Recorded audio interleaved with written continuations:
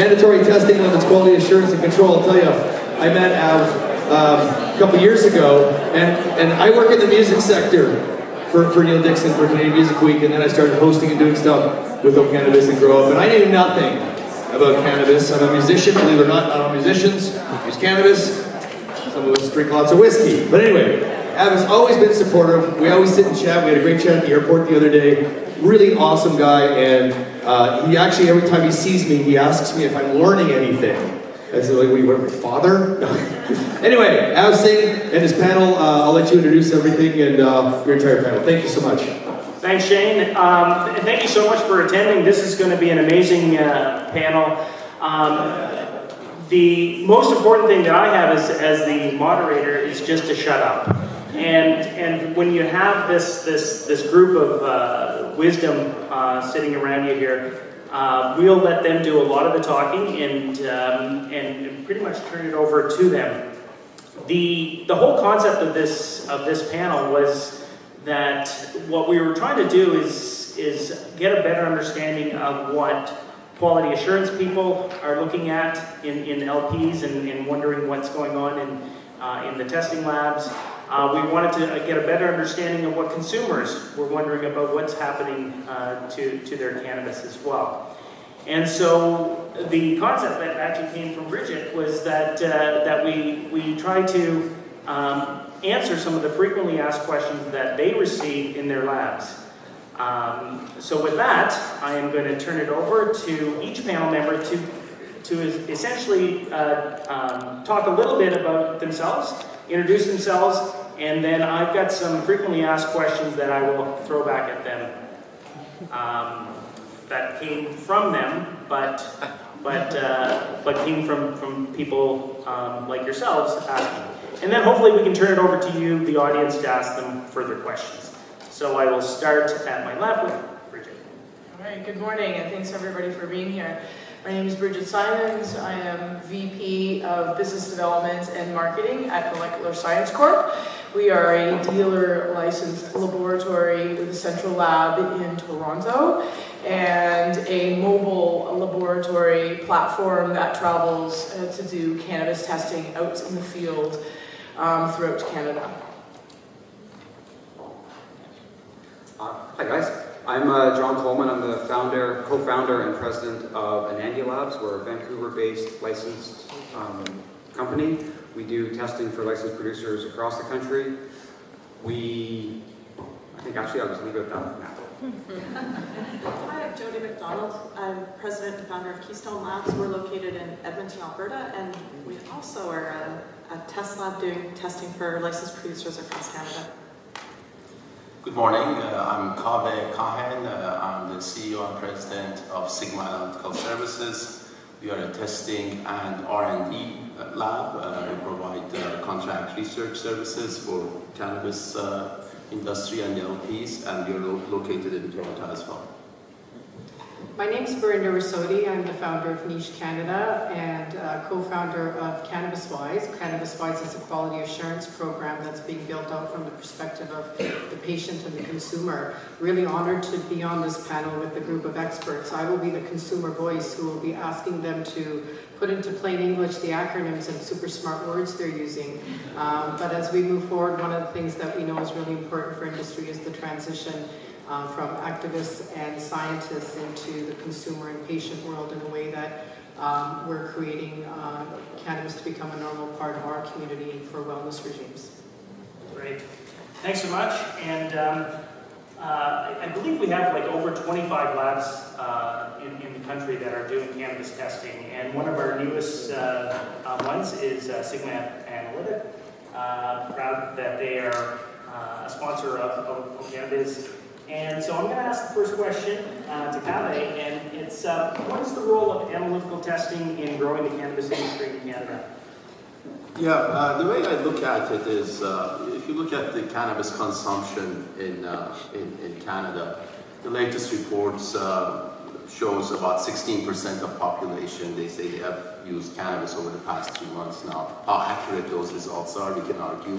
But there's a big untapped market that these are the people that have never used or are not using cannabis. And I think one big challenge to overcome here is to make sure that they are assured that the product is safe and basically goes through all the safety standards that any other product that we are using goes through. So that's, I think, the biggest growth is going to come from that side of the market, in my opinion, and the testing labs. Good testing labs that provide validated tests that show exactly what's in your sample are going to play a key role in that regard.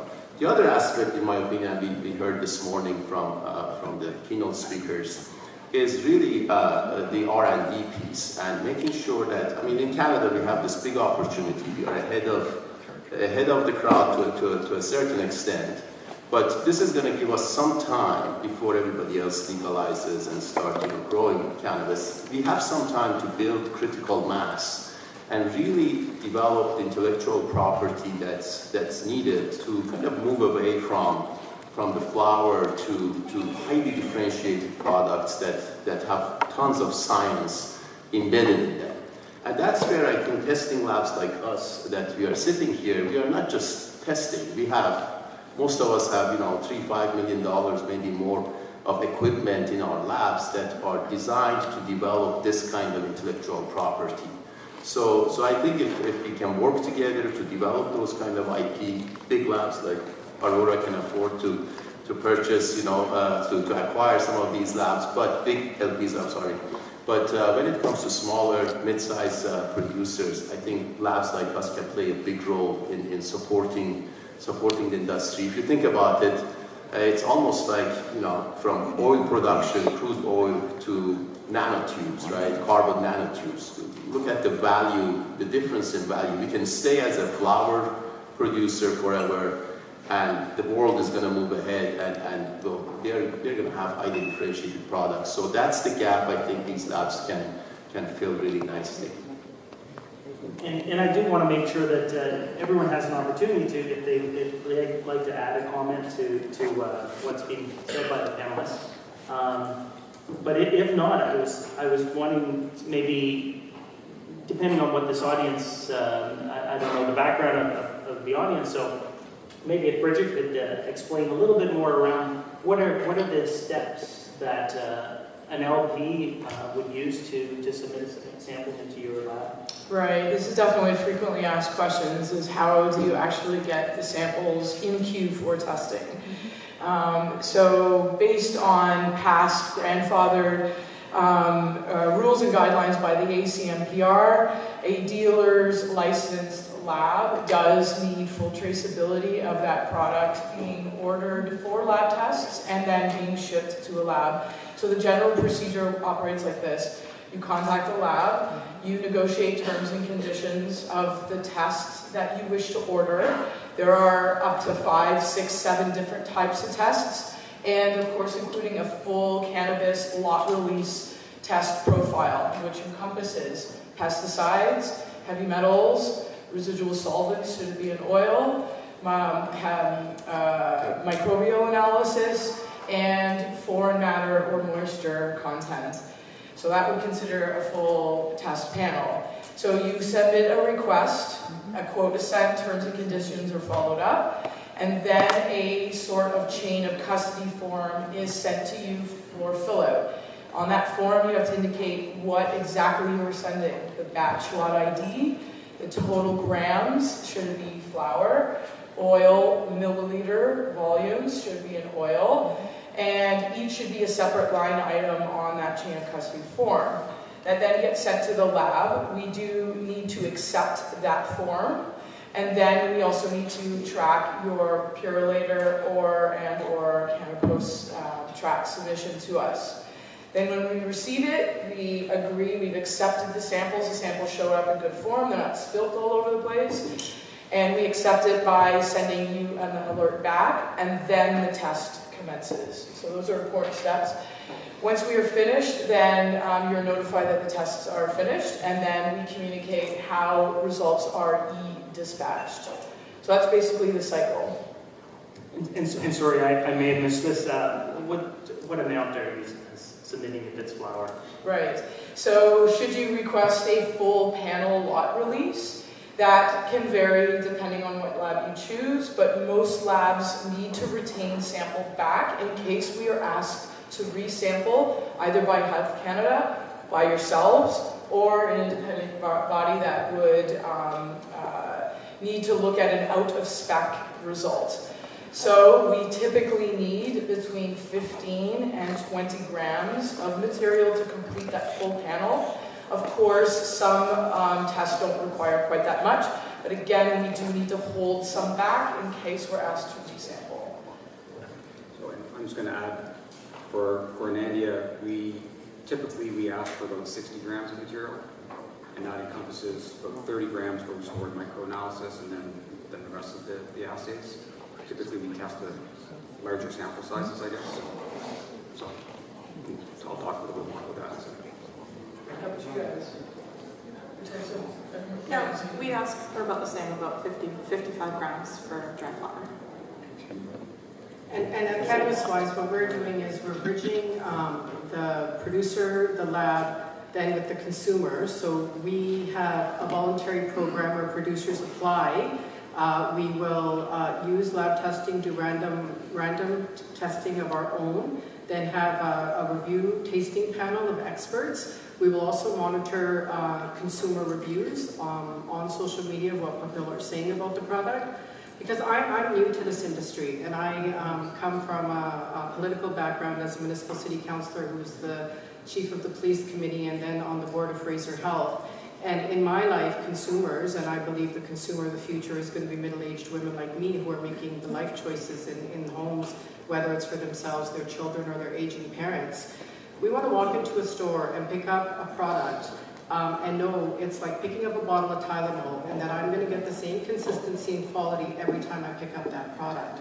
So we're taking the very valuable work of these labs and then taking it to the next level of giving it a third-party independent consumer seal that then consumers can walk into a store when they're in distress. God forbid you have to pick something up for your father and you know nothing about myrcene or terpene levels or how the plant is grown. And what you can do is say, I want a Cannabis-wise certified product, and what you know is that you're getting the highest quality product that's out there. And I think that's really important for the transition from the pre-legalization to legalized cannabis use. And as we're encouraging new consumers, and it's especially important in Canada, we're traditionalists as consumers. We're not the buffet-style U.S. consumer. We like the farm-to-table culture. The GMO butterfly flourished here without any government sanctioning. It's because we're paying attention to sustainability issues. We're paying attention to organic products, and we're paying attention to products that maintain the integrity and the authenticity of the plant in its highest quality. And if my friends, which are now reading what is going on through social media with products that are being produced, they're actually less likely to try it because all they're reading about is the fact that there isn't enough quality product out there. So that's how we fit into this chain of quality in the industry. Great. Yeah, and that just to comment on Barinder's, that non-GMO verified label with the butterfly has become the most recognized label in Canada as a food label. So yeah, it shows the power of you as the consumers. I think it was a great segue into asking John his question, and that's a question that I often hear from consumers is that why is there so much discrepancy when it comes to potency tests, and how do we know the results can be trusted?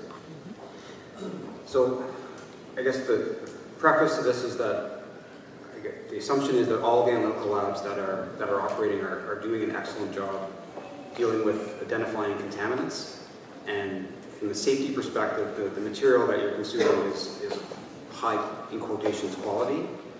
The real challenge I find, and we see this in sample variability, and we see it from lab to lab, where you've got some labs that are testing high, some labs that are consistently testing low, is how do you, as a consumer, how do you trust the percentage that's on your label? And it's a real challenge right now, I would say, in the industry. And part of this stems from the way in which sampling occurs. You have licensed producers who produce anywhere from a 2.5 kilogram batch to a 150 kilogram batch. And as Brigitte and us was just saying, you're submitting somewhere between 25 and 160 grams of that batch for analytical testing. So that's supposed to be representative of the whole batch. And I think most people can do the math in their head and think that that's probably not really that representative sample of the whole batch. So that's problem number one. The second problem is once the analytical lab receives that sample, we're not processing the whole sample for potency. We're dividing it up into analysis for all the contaminants and for the cannabinoids. So we need to ensure that when we're sampling the cannabis samples, that we're taking a representative enough sample for potency. And as an example, early on, we purchased from a licensed producer a 2 kilogram bag of a strain called White Widow. And we were trying to get an idea of how heterogeneous the sample was, and we took 10 buds just randomly from the sample, tested them, and the potency ranged from 14% to 22%, which that is a massive variability. So again, the onus on labs is to find a sampling procedure that's representative of the sample they receive, and then the licensed producers to make sure they're submitting not a high-grade sample, because you're going to see massive variability across a room and within the striation of a plant itself. So it's a real challenge, and I guess one of the things that I'm a proponent of is ensuring that obviously we have the best sampling procedures possible with the licensed producers, but that Health Canada provides guidance on what a batch size is, so there's some consistency in that. And then having I don't have a student here, but I'm going to say this, Jodi's going to talk more about this, is having proficiency testing within the labs themselves, so we can all demonstrate that we're producing results that can be trusted by the consumers. Because the worst situation, and Barinder referred to this, is that a consumer goes to buy product X, so Blue Dream from a producer in British Columbia, and then 2 months later they're in Nova Scotia and they want to, I'm going to buy some Blue Dream because I really like that, and they buy it there, and the material they had in BC was 15%, say, and material they're buying in Nova Scotia is also advertised at 15%, but it turns out it's 25%. And they're going to have a very different user experience from that. And the key thing in this burgeoning industry is to make sure that consumers have a predictable experience and it's not bad. Because if it's bad, I don't know how many of you can't drink some weird alcohol from your childhood. I can't drink purple Kool-Aid. But you don't want that experience early on in this industry. You want to minimize that as much as possible, and I think potency testing is absolutely crucial to that. Just one quick comment on the batch size. That's one big difference between Canada and, for example, California. The government of California has very specifically defined the batch size. I think it's 10 pounds. And that makes everything pretty consistent. So I think some guidance on the batch size is definitely required.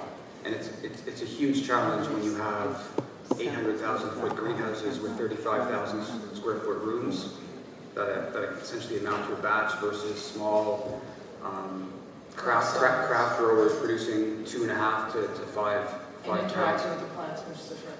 Yeah. So there's got to be some middle ground to make sure there's more consistent sampling. Jodi, did you want to comment on the proficiency testing? Sure. No, it was awesome. So one of the things that we struggle with, like Dr. Coleman was saying, is how do we compare our results to results from other labs? Often we get licensed producers who will approach us with product that's already been tested at a different lab, looking for either a different result or just consistency in the results they're obtaining. So one of the things that we collectively and independently have been having a conversation in the lab world is how do we build an accreditation system that includes proficiency testing or ring testing for the labs, so that the users of the labs have an understanding of where a lab would typically fall, understand that they have quality metrics in place to assess veracity of data, that you're getting the highest quality data when you're sending your product to them.